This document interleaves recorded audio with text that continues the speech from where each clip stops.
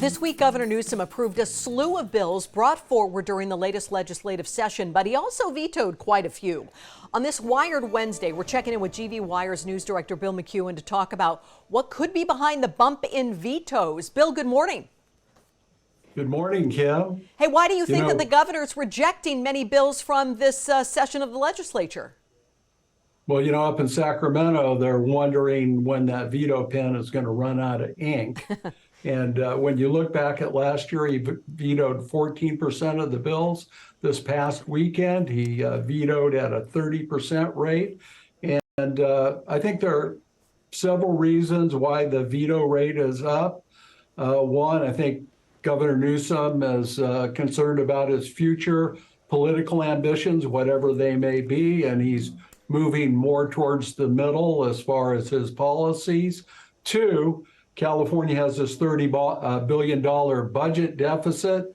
And even with that big deficit, the bills that the legislature passed would have added $19 billion in new spending. So the governor was, saying we simply can't afford that. And, Kim, this is something that governors across the country do with bills. They may not want to really state their real objection, so they say, we can't afford it. He also, on several bills, like the bill that would have banned caste discrimination in California, he said the bill's totally unnecessary.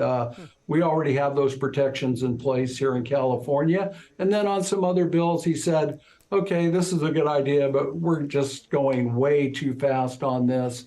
Let's think about it a while longer. Maybe we'll bring it back, and maybe in an improved form. All right. Well, what about any bills that got rejected that were authored by local lawmakers? Any of those?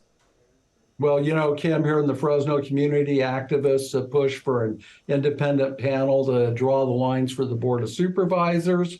Assemblymember Joaquin Arambula was co-author of a bill that would have said cities, county boards, school districts over a certain size, they're going to get independent redistricting commissions.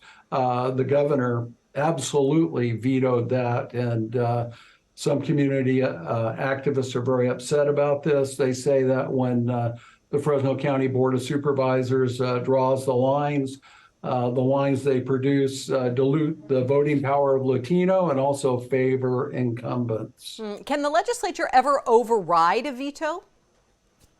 Well, I'm old enough to remember when that happened. So for today, you would say in theory, yes, but it takes 2/3 majorities in both the Assembly and the Senate to override a veto. And that hasn't happened since 1980, when the legislature was in a big political feud with, at that time, a very young Governor Jerry Brown. Okay, now let's talk about some of the approved bills, but specifically ones that affect working Californians. Well, I think a big one, which was sponsored by Attorney General Rob Bonta, will prohibit companies from advertising the prices of goods and services that don't include what we call junk fees. So you think of all the fees that are added on to hotel reservations, concert tickets, they can no longer do that. So the price that is advertised is the price that you will pay in California. I think that's probably a pretty good law. And then I think the biggest one is for workers in California.